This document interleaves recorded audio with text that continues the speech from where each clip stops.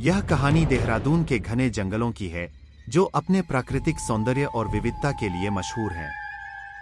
परंतु इन जंगलों के भीतर एक ऐसा डरावना रहस्य छुपा हुआ है, जिसे सुनकर आपके रोंगटे खड़े हो जाएंगे।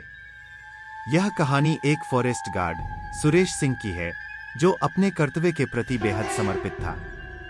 सुरेश का काम जंगल की निगरानी करना और वन्यजीवों को अवैध शिकारियों से बचाना था। सुरेश का पोस्टिंग देहरादून के उस जंगल में हुआ था, जो शहर से काफी दूर और एकांत में स्थित था। स्थानीय लोग उस जंगल के बारे में कई तरह की भयानक कहानियां सुनाते थे। वे कहते थे कि उस जंगल के अंदर एक पुराना किला है, जो सालों से वीरान पड़ा है।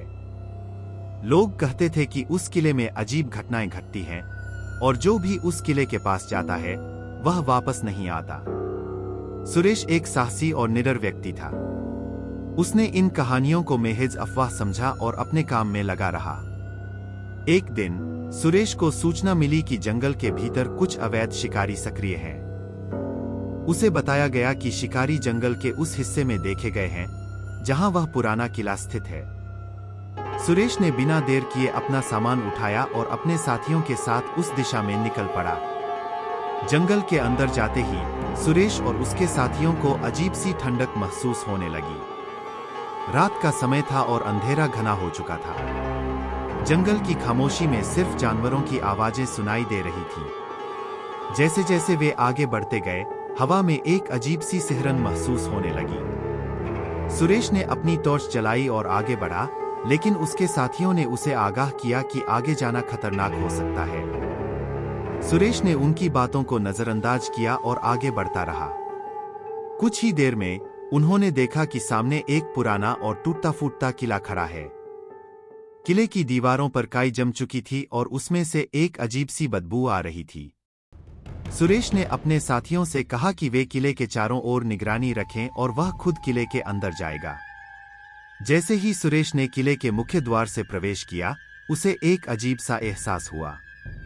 अंदर घना अंधेरा था और सिर्फ सुरेश की टॉर्च की रोशनी ही उसे रास्ता दिखा रही थी। किले के अंदर का वातावरण बेहद डरावना था। हर कोने में मकड़ियों के जाले और धूल की मोटी परतें जमी हुई थीं। अचानक सुरेश को दूर से किसी के कराहने की आवाज सुनाई दी। उसने आवाज की दिशा में कदम बढ़ाया। जैसे ही वह उस आवाज के करीब पहुंचा, उसने देखा कि वहां एक कमरे के अंदर कुछ अजीब हो रहा था। वह धीरे धीरे उस कमरे के पास गया और दरवाजे से झांका। अंदर का दृश्य देखकर सुरेश के होश उड़ गए। कमरे के बीचों बीच एक पुरानी सी कुर्सी पर एक बूढ़ा आदमी बैठा था, जिसकी आंखें बंद थीं और उसके चारों ओर कुछ अजीब चिन्ह बने हुए थे। उसके पास एक किताब रखी हुई थी, जिससे धुएं की एक पतली लकीर उठ रही थी। सुरेश ने उस आदमी को जगाने की कोशिश की, लेकिन वह आदमी बिल्कुल नहीं हिला। अचानक उस कमरे की दीवारों पर कुछ अजीब सी छायाएं उभरने लगीं। सुरेश ने देखा कि वे छायाएं धीरे धीरे आकार ले रही हैं और उनमें से एक छाया सुरेश की ओर बढ़ रही है। वह छाया बेहद डरावनी थी, जैसे किसी प्राचीन आत्मा का अवतार हो। सुरेश को लगा कि उसकी टॉर्च की रोशनी मध्यम हो रही है और अचानक टॉर्च की बैटरी खत्म हो गई। अब सुरेश पूरी तरह अंधेरे में था। वह छाया उसके करीब आती गई और सुरेश को ऐसा लगा जैसे उसकी सांसें रुक रही हैं। उसके पैर जमीन से जैसे चिपक गए थे और वह हिल भी नहीं पा रहा था। तभी उस बूढ़े आदमी की आंखें खुल गईं। उसकी आंखें सुरेश पर जमी हुई थीं और उनमें एक अजीब सी चमक थी। बूढ़े ने धीरे धीरे बोलना शुरू किया, यह किला मेरी आत्माओं का घर है। जो भी इसे भंग करता है, वह कभी वापस नहीं जाता। सुरेश के शरीर में डर की लहर दौड़ गई। वह समझ नहीं पा रहा था कि क्या करे।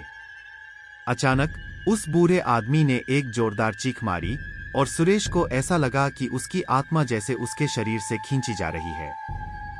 वह जमीन पर गिर पड़ा और बेहोश हो गया। जब सुरेश को होश आया, तो वह किले के बाहर पड़ा हुआ था। उसके साथी उसे ढूंढते हुए वहां पहुंचे थे और उसे इस हालत में पाया था। सुरेश को देहरादून के अस्पताल में भर्ती कराया गया, लेकिन वह फिर कभी बोल नहीं पाया। डॉक्टरों का कहना था कि वह मानसिक रूप से आघातग्रस्त हो चुका था। उसकी आंखों में हमेशा डर की एक झलक होती थी, और उसने अपने बाकी जीवन में कभी भी जंगल की ओर रुख नहीं किया। लोग कहते हैं कि उस किले में अब भी आत्माओं का वास है और जो भी वहां जाता है वह कभी वापस नहीं आता। सुरेश की यह घटना आज भी देहरादून के लोगों के दिलों में बसी हुई है और कोई भी उस जंगल के उस हिस्से में जाने की हिम्मत नहीं करता।